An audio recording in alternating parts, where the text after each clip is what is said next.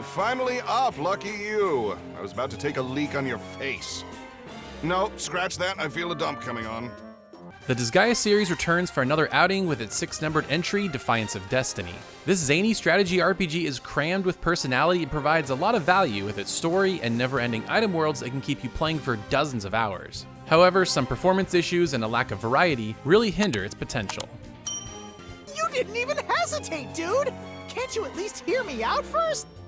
With nothing but revenge on his mind, you step into the shoes of Zed, another world zombie who will stop at nothing to defeat the god of destruction. Despite his lowly status, Zed is determined to get as strong as possible to achieve his goal. He's failed to defeat the god of destruction thousands of times, but thanks to the power of reincarnation, he manages to come back slightly stronger each time. Throughout the story, you'll be reincarnated into several different worlds, including a royal kingdom, a magic academy, and even a Power Rangers-esque TV show. In each of these worlds, you'll recruit a new character to your party, battle through 5 maps, and try to defeat the god of destruction at the end. Disgaea 6 is extremely formulaic and becomes a bit tiresome by the end, but thankfully its cast of fun characters help keep me engaged. For example, Melodia is a princess from a fantasy world trying to find her prince so she can have a happy ending. This makes for a number of fun situations that got some genuine chuckles from me. However, by the end, I found myself just skipping through story segments as they really didn't hook me. Forgive him.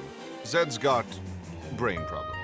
Like past entries, Disgaea 6 is a strategy RPG. You'll battle your way through turn-based tactical battles on grid-based maps. Just about every story mission shares the same goal of defeating every enemy on the map. Some spice things up with reinforcements mid-battle, while others simply have you defeat one strong enemy. A number of familiar elements like geopanels and stacking characters return. For the uninitiated, geopanels essentially give characters standing on certain panels certain status effects. These could be positive or negative, so paying attention to them is crucial to victory. Depending on what you need for each battle, you could disable them, adding an extra layer of strategy. The stacking mechanic becomes more important than ever in Disgaea 6. Plenty of levels have higher elevations or big gaps, so lifting your teammates to throw them is necessary to complete certain maps. I actually like this use of the lifting mechanic because it made me think strategically in ways other strategy RPGs don't.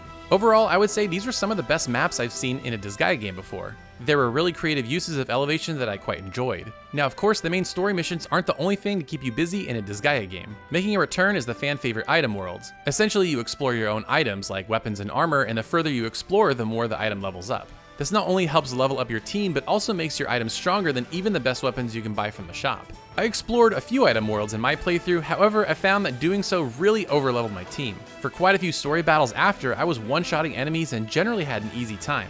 After a little while, I purposefully made these battles harder on myself by bringing in 6 characters when you can normally bring in a total of 10.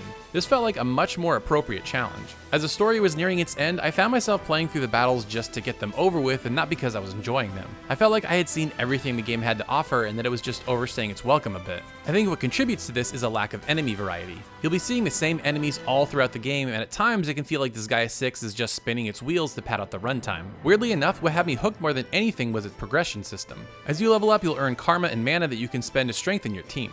You can use them in a variety of ways, like strengthening certain abilities or leveling up weapon proficiencies. And because the amount of levels you can earn per battle could be in the hundreds, that dopamine drip from progression is pretty constant. I also got pretty addicted to unlocking new classes early on, as you need to have particular classes at certain levels to unlock new ones. But as I said earlier, this feeling of progression really starts to fizzle in the second half of the game, and I just wanted it to be over. One new feature in Disgaea 6 that may have contributed to this is auto-battling. As the name implies, this feature essentially allows the game to play for you, and at any point in battles, you can turn this on or off. I mainly use this in the item worlds and when fighting the god of destruction because both require so little strategy that it would have just been faster to let the game play itself. I appreciated this feature, but at the same time, it made certain parts of Disgaea 6 feel disposable. If you're paying $60 or more for a brand new game, this isn't something you want to be feeling. It's also worth mentioning that there will be free DLC available on launch day that includes characters from Hololive like Watame, Fubuki, and Rushia. They're essentially just recolored versions of existing character models, but if you're like me and fell down the VTuber rabbit hole, then this is a pretty cool bonus. One of the most controversial aspects of Disgaea 6 leading up to its release has been its presentation. Let's start with the change from pixel art to 3D models. Personally, I felt like Disgaea needed to make this change a long time ago because I just didn't think the pixel art looked very good. I know I'm probably in the minority with this opinion, but it's truly how I felt. As far as this new 3D look goes, I think it's fantastic.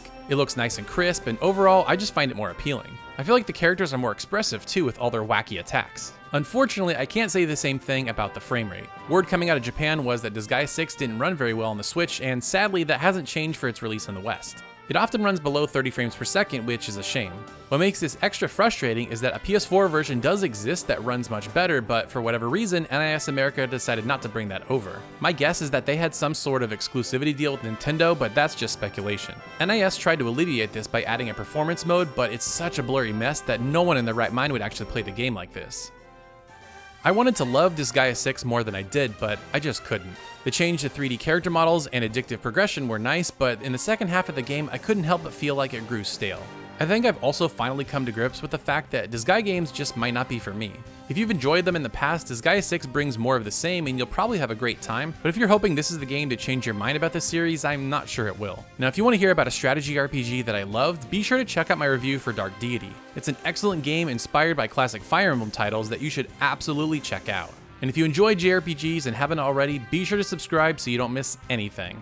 Thank you so much for watching, and we'll see you next time.